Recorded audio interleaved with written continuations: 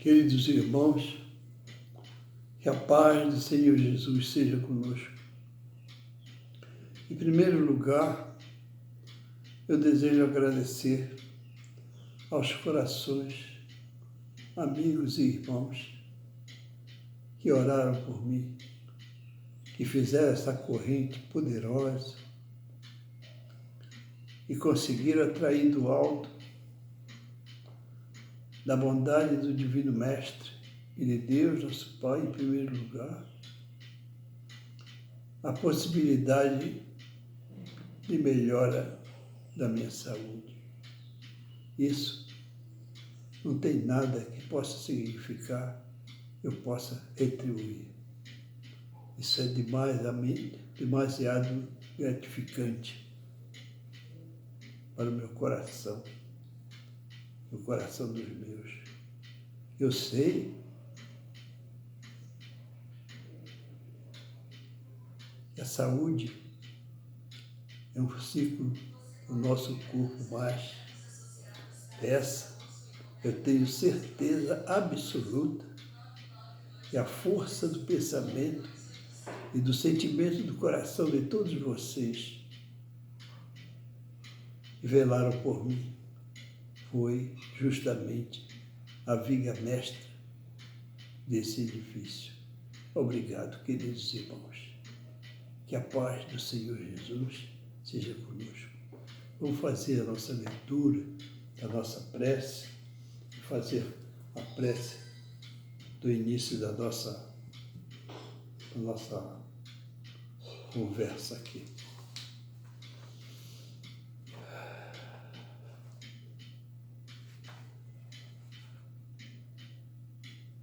Resistência ao mal.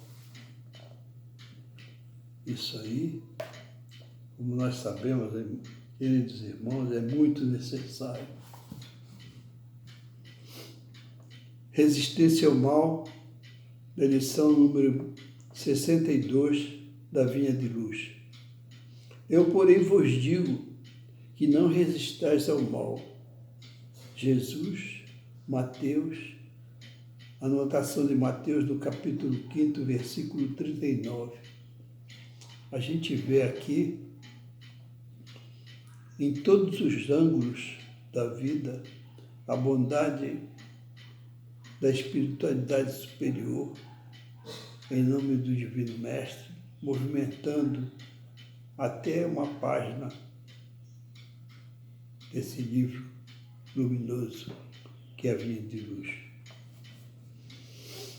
Os expoentes da má-fé costumam interpretar falsamente as palavras do Mestre com relação à resistência ao mal. Não determinava Jesus que os aprendizes se entregassem inermes às correntes destruidoras.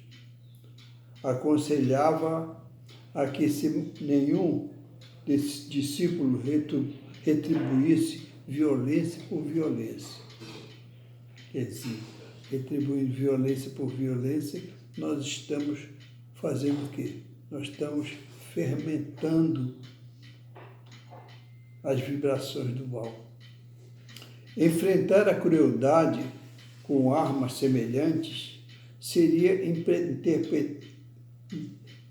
perpetuar o ódio e a desagradável ambição no mundo. O bem é o único dissolvente do mal, em todos os setores, revelando forças diferentes.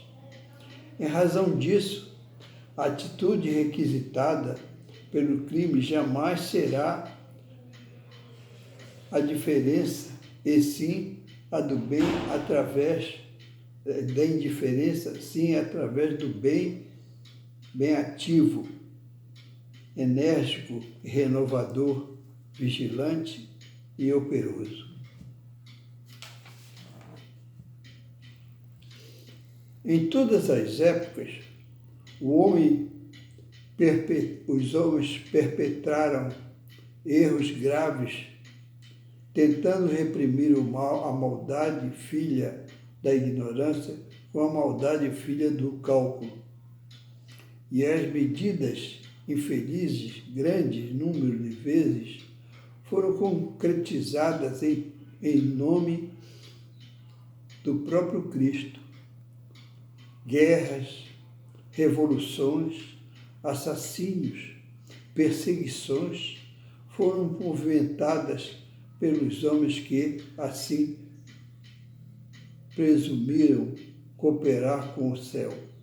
No entanto, os empreendimentos sombrios nada mais fizeram que acentuar a catástrofe da separação e da discórdia. Semelhantes revides sempre constituem pruridos de hegemonia indébita do sectarismo pernicioso dos partidos políticos, nas escolas filosóficas, nas seitas religiosas, mas nunca a determinação de Jesus. Reconhecendo antecipadamente que a miopia espiritual das criaturas lhe desfigurariam as palavras, o mestre reforçou a conceituação asseverando: eu, porém, vos digo. O plano inferior adota padrões de resistência, olho por olho e dente por dente. Jesus, todavia, nos aconselha a defesa do perdão 70 vezes 7.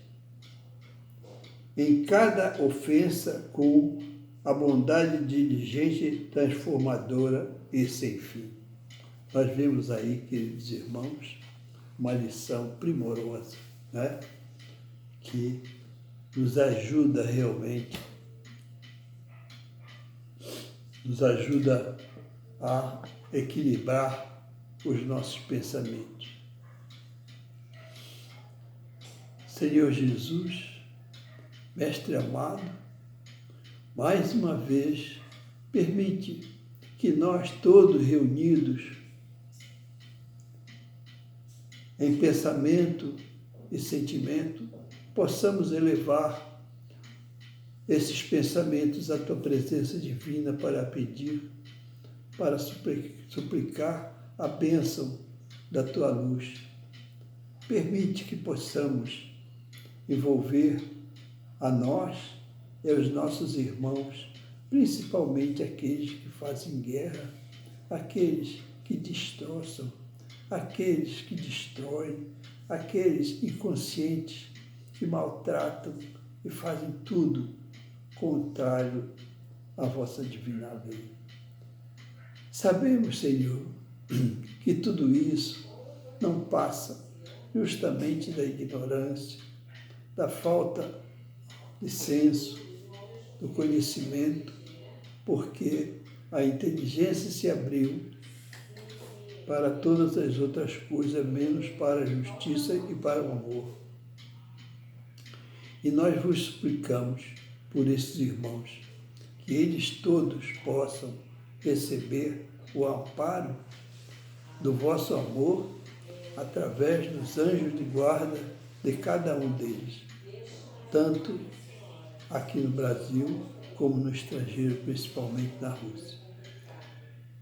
E assim, Senhor, suplicando por todas essas coisas, nós pedimos permissão para iniciar o nosso estudo do ponto de hoje, que é justamente sobre Moisés. Obrigado, Senhor, que Tua paz seja conosco, louvado seja em todo o universo infinito o sacrosanto nome de nosso amado Pai. Graças a Deus.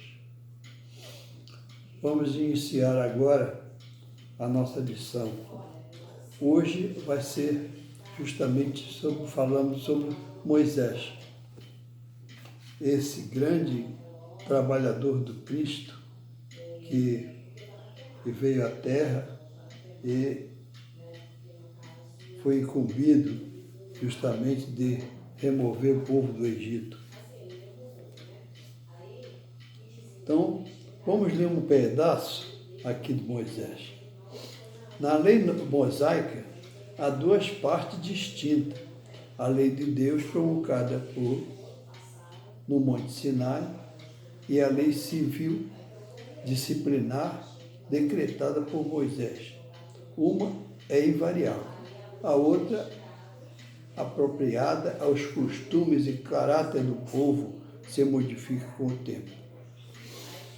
Nós sabemos que a lei de Moisés foi obrigado, como civil, a formular justamente uma espécie de disciplina. Por quê? Porque o povo ainda era muito primitivo. O povo não tinha noção de que há necessidade muito grande de nós respeitarmos o direito um do outro. Então, aquilo que estava na cabeça, na teia do irmão, eles faziam isso de maneira normal e comum. Né? Como uma pessoa que não sabe o que significa, digamos assim, contrariar uma lei de Deus. A lei de Deus está formulada nos 10 mandamentos seguintes. Primeiro, eu sou o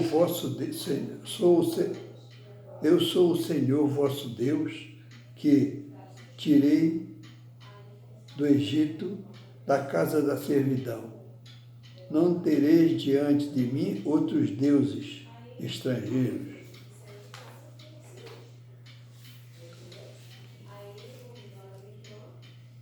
Não fareis imagem esculpida, nem alguma do que está em cima do céu, nem embaixo na terra, nem do que quer que seja nas águas, sobre a terra, ou as adoreis, e não tereis, prestareis culto testemunho, culto soberano, aliás, desculpa.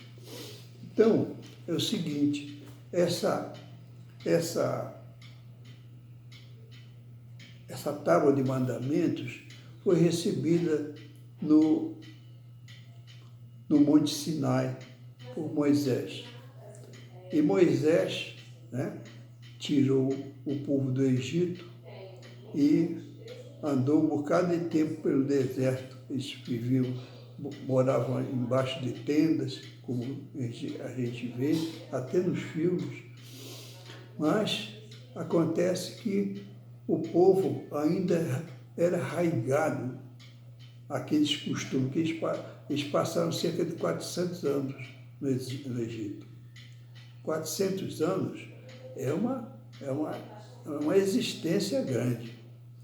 Então absorveram uma porção de costumes do povo egípcio.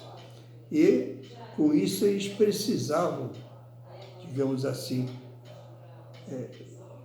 vagar pelo deserto para que pudessem ir cada vez mais dissipando e melhorando com a disciplina e os ensinamentos. E continuou com a lei. O segundo mandamento diz: não pronuncieis em vão o nome do Senhor vosso Deus. Quer dizer, não devemos pronunciar em vão o nome de Deus, que é muito sagrado. Terceiro, lembrai-vos de santificar o dia do sábado, porque em Israel eles cultuavam o Deus e tinham um dia especial em que faziam prece para esse Deus, quer dizer, é nosso Pai. Então, ele procurou Moisés no Monte Sinai, recebeu essa determinação para santificar o dia do sábado. O quarto mandamento é honrai vosso pai e vossa mãe, a fim de viver de longo tempo na terra que o Senhor vosso Deus vos dará. Quer dizer, a gente vê aí a necessidade que nós temos de obedecer a determinadas coisas. Então, nós sabemos que é em nome de Deus que vem essas mensagens, mas nosso Pai manda que isso seja feito. Então, esses mandamentos já mostram um ensinamento para o povo ir ser educado. O quinto mandamento diz, não mateis, quer dizer, não devemos matar quem quer que seja, porque é contra a lei de Deus. No futuro, nós não mataremos nem gado, nem bicho, nem coisa nenhuma.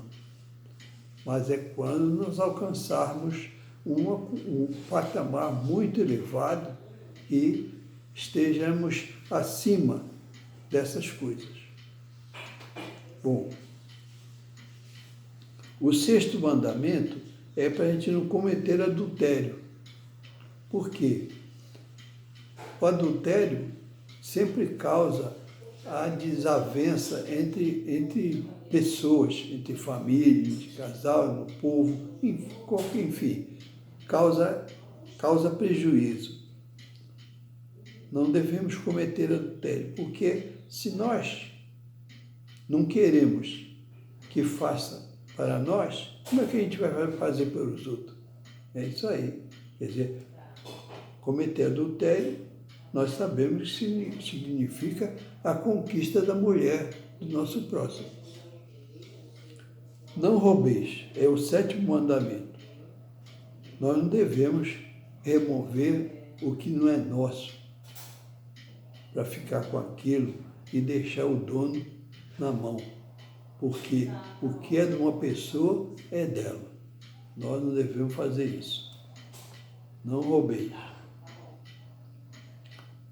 Oitavo, não presteis testemunho falso contra o vosso próximo, porque pode acontecer que a pessoa, por interesse qualquer, venha a fazer uma coisa dessa. Né? Mas não devemos fazer isso. Por quê? Por quê, meus irmãos? Porque a nossa consciência é o registro da nossa vida, minuto por minuto, aliás, minuto não, segundo por segundo. Tudo que se refere à nossa vida, a nossa consciência registra. E nós não temos condições de negar isso. Então é preciso, para nós alcançarmos a pureza de espírito e a luz na nossa consciência, é preciso que a gente obedeça todas essas regras. Elas são simples, mas são difíceis. Por que são difíceis? Porque nós já estamos acostumados à coisa errada, não é? A gente vê, por exemplo, o homem vê uma mulher bonita, aí fica desejando ela. Então, se tem alguma coisa que a outra pessoa tem e a pessoa não possui, conclusão, fica desejando aquilo. Então, nós não devemos fazer. Se nós achamos necessário a gente possuir aquilo, vamos trabalhar e conseguir através do trabalho. Muito bem.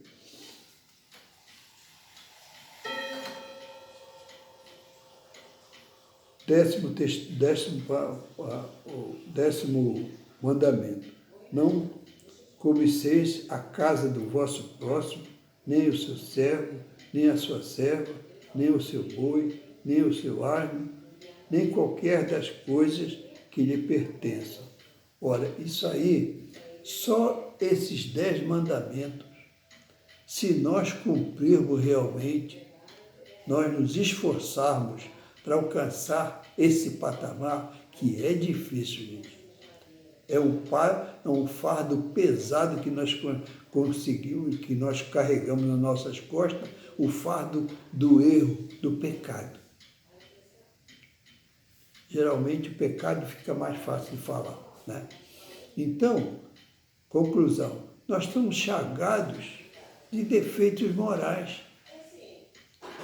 Defeitos que nós mesmos não temos coragem de confessar quase nem para nós. Não é verdade? Todo mundo sabe que é isso, que é verdade. Então, nós temos que fazer um esforço para superar essas coisas a fim de cumprirmos a sacrossanta vontade de nosso Pai. Porque à medida que nós acendermos a luz espiritual em nossa consciência, cada vez mais teremos possibilidade de trabalhar com mais clareza, porque a nossa mente fica limpa, a nossa visão clareia, se aprofunda, a gente vê mais longe. Então, vamos ler aqui um pouco da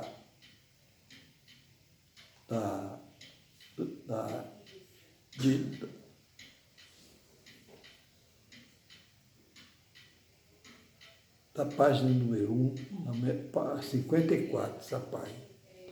É de todos os tempos e todos os países, essa lei tem por mesmo caráter divino. Quer dizer, tudo passa, mas essa lei tem ficado sempre porque ela tem caráter divino, né?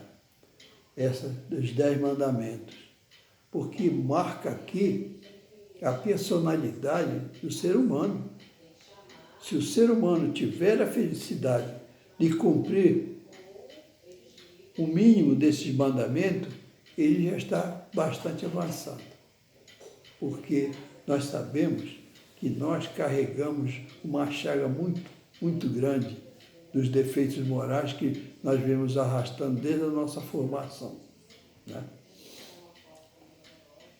Então, de todos os tempos, de todos os países, essa lei tem, por isso mesmo, caráter divino. Todas as outras são leis que Moisés decretou, obrigado que servia a conter pelo temor um povo do seu natural turbulento e indisciplinado. Por quê? Porque o povo era quase primitivo, gente. Era turbulento, não sabiam o que estavam fazendo. É como criança espiritual. Nós, se formos avaliar com muita precisão, vamos ver que não passamos de criança. Nós fazemos as coisas erradas porque nós achamos que devemos fazer, quando na realidade nós devíamos observar a vontade do Pai, a vontade de Deus, nosso Pai. Porque se nós não observamos essa vontade, que adianta para nós a vida? Porque a vida é necessário que a gente evolua, que a gente modifique cada vez mais, e todos os dias, essa modificação, no qual tinha ele de conter a irregularidades, abusos e preconceitos adquiridos durante a escravidão do Egito. Ora, eles aprenderam com o povo um tipo de comportamento, né? E esse comportamento, para tirar aquilo, Moisés passou 40 anos, gente. Sabe o que é 40 anos? Para nós é muita coisa. 40 anos vagando no deserto, andando para lá e para cá, para ver se desgastava esse caráter ferino e difícil do povo judeu, para que eles amolecessem essas coisas e se transformassem num povo melhor, né? Então,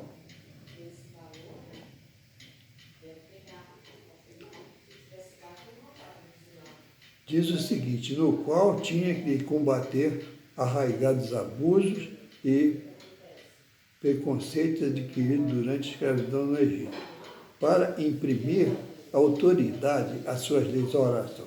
era preciso fazer isso. Ele tinha que imprimir autoridade para o povo respeitar. Então, e na realidade, ele não estava errado. Ele fazia isso porque a lei divina nos manda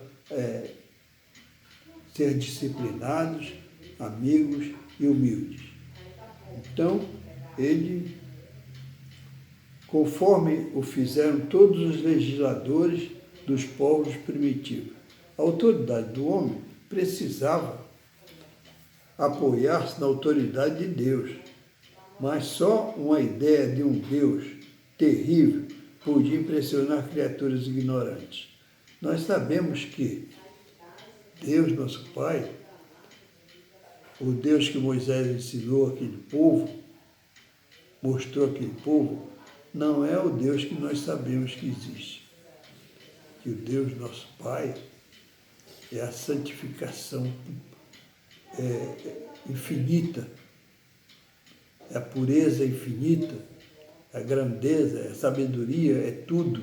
Então, ele está acima, muito, muito, muito acima daquilo que nós podemos pensar. Em a qual, ainda pouco desenvolvido, se encontravam o senso moral e o sentimento de uma justiça reta. Nós vemos aí que nesse povo, quer dizer, nessas pessoas, a justiça era muito vaga, eles não sabiam. Tem pessoas que é como se fosse, digamos assim, insensível a certas coisas. Está vendo maltratar uma pessoa, torturar, fazer isso, nem ir com ela, né? Não é verdade? É isso aí.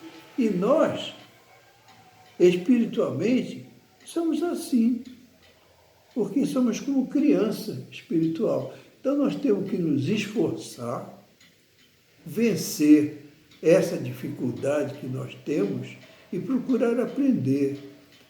Como? Mas eu não sei, eu não consigo, consegue. Consegue porque você tem que fazer o seguinte, você e todos nós temos que implorar a Deus, nosso Pai, a possibilidade de compreender aquilo que Ele quer nos ensinar. Pai querido, ensina-me, eu não sei como fazer, dai-me força, eu preciso aprender a ser bom de coração, porque ser bom de coração é um pouco difícil, mas a gente consegue. Né? Então, é evidente que aquele que incluíra entre os seus mandamentos este, não mateis, não causeis dano ao vosso próximo, não poderia contradizer-se fazendo da exterminação um dever. Quer dizer, Moisés teria que seguir, não podia exterminar pessoas que fossem erradas. Ele tinha que dar o exemplo, procurar ensinar, e foi o que ele fez com esse povo. Ele arrastou esse povo pelo deserto 40 anos. E assim mesmo, o povo judeu ainda não aprendeu a lição de amar os vossos inimigos. Esse é muito difícil. Então, as leis mosaicas, primeiramente ditas, revestiam-se, pois, de um caráter essencialmente transitório. É isso aqui. Então, aqui acaba o nosso comentário desse capítulo do Evangelho. Vamos agradecer a Deus, meus irmãos, essa bênção que nos deu o Evangelho segundo o Espiritismo. Senhor Jesus, Mestre querido, é com muita alegria, humildade e satisfação que nós vos agradecemos a bênção desta lição que nos deu o nosso grande irmão Moisés. Moisés foi justamente um dos profetas maravilhosos que nos trouxeram o ensinamento. Ele recebeu no Monte Sinai essas instruções divinas, que são instruções santificadas de tamanha significação, e nós ficamos muito satisfeitos, muito felizes. Que a tua paz, que a tua luz abençoe a todos aqueles, principalmente me perdoa, aqueles que oraram por mim. Eu agradeço de coração, muito agradecido. Com a graça de Deus, obrigado, queridos irmãos, e vamos agradecer ao nosso Pai a oportunidade de nos reunirmos em seu nome. Obrigado, Pai querido, por tudo que nos dás, por tudo que nos fazes, pelo ensinamento, pela vida, pela respiração, pela água que nos serve e alimenta, pelo ar que respiramos. Que a tua paz seja conosco, louvado seja o vosso santo nome em todo o universo infinito. Graças a Deus.